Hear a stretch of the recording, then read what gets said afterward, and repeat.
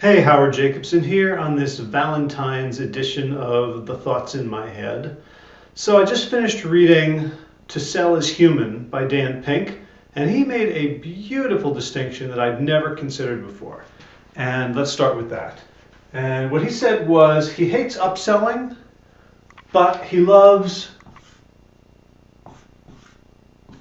upserving. So what's the difference? Upselling is when he comes to a website and he buys something and immediately they try to sell him something else, and he finds that quite offensive. And actually I was trained to do that, right? The minute they're hot to buy, they're ready to buy something else, so give them something else. And when I thought about it, I realized I really agree with Dan Pink, that if you've just sold someone something, then they need time to get it, consume it, enjoy it. Why would you immediately try to sell them something else, except if your goal was just to make as much money as you can?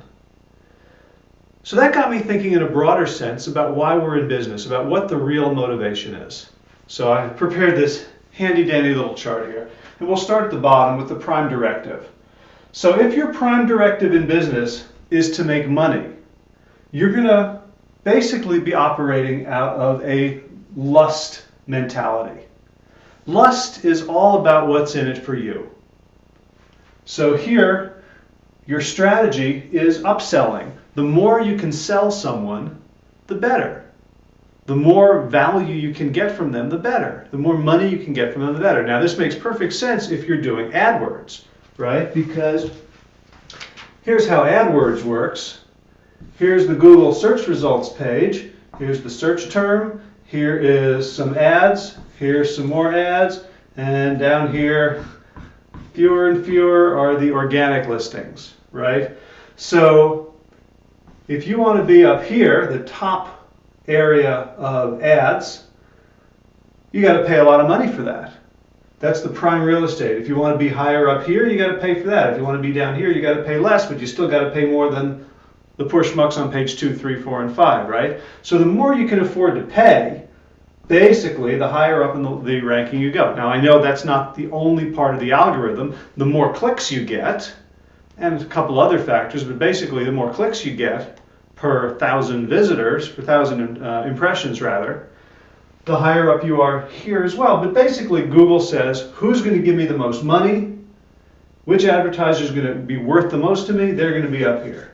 So it makes sense to say, well, if you want to be able to spend the most on the bid for the click, the only way to do that is by having a website, by having a business that can monetize that click by getting that visitor and selling them a lot of stuff and making a lot of money. Whoever makes the most money per visitor to their website has, by definition, the best business model for Google. They can afford to be up here. When you're up here, you get more traffic. More traffic means you get to test faster, which means you get to improve more, which means it's this virtuous cycle. So it's understandable that if our prime directive is money, then our strategy is upselling, trying to sell as much as we can. And the way we keep score is lifetime customer value.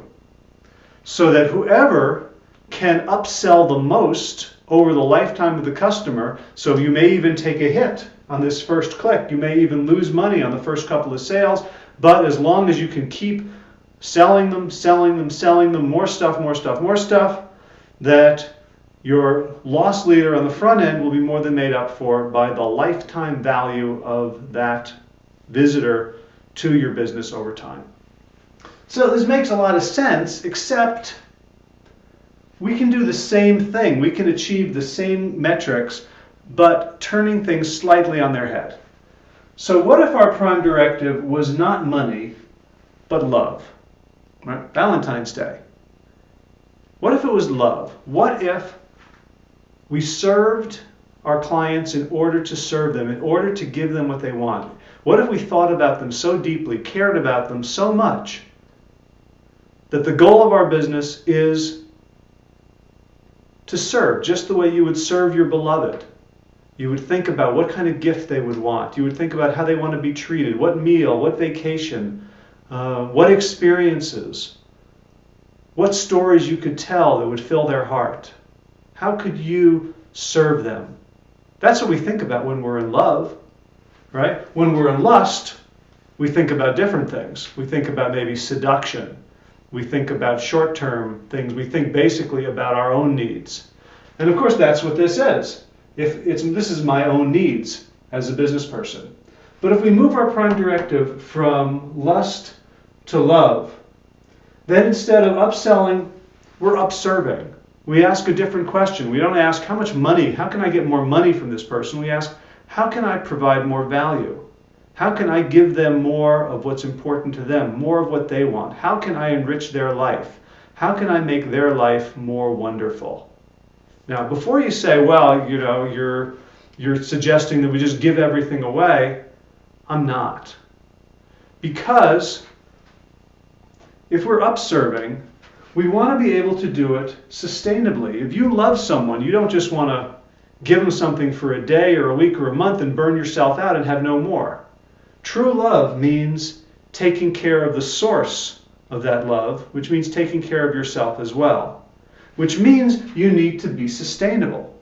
You need to make money. So what if the goal of your business was to give out as much love as you could, to serve as much as you could, and in order to do that, you have to make money. In order to upserve, you need to upsell. But this is primary, this is secondary. The money allows you to do it. And the amount of money you need, I'm not making any judgments about whether you want to be a millionaire or a billionaire. The amount of money that you feel like you need in order to fulfill your mission and do it joyfully is up to you. It's not for me to say. It's not for anyone else to say. But the point of the money is to allow you to put your spirit into the world in service. So then, instead of lifetime customer value, we need a new metric. So maybe we'll call it LMV, lifetime merchant value. And you ask yourself, what can I do in my business to add more value? What can I do to serve people better? Now, all of a sudden, when you ask that question, what happens is you have a place to go. That question suggests, let me find out. Let me ask my beloveds. Let me survey my market, in more prosaic language. Let me find out what else people need from me. And so that is actually a more useful marketing concept than lifetime customer value, which doesn't necessarily lead to any form of mindset shift that allows you to actually go out and grow your business. So that's what I want to leave you with today, the difference between a lust-driven and a love-driven business. You might think it's just semantics because they really are mirror images of each other. But really the question is, what's your prime directive? Is it just to make money for yourself? And so then you're sort of faking this side?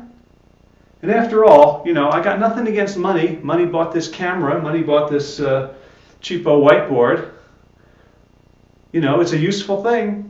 But when that's the prime goal, well, we all know that it can become shallow, meaningless, doesn't lead to happiness. When you ask people, when you think about yourself, what are the moments that have given you the greatest pleasure in life?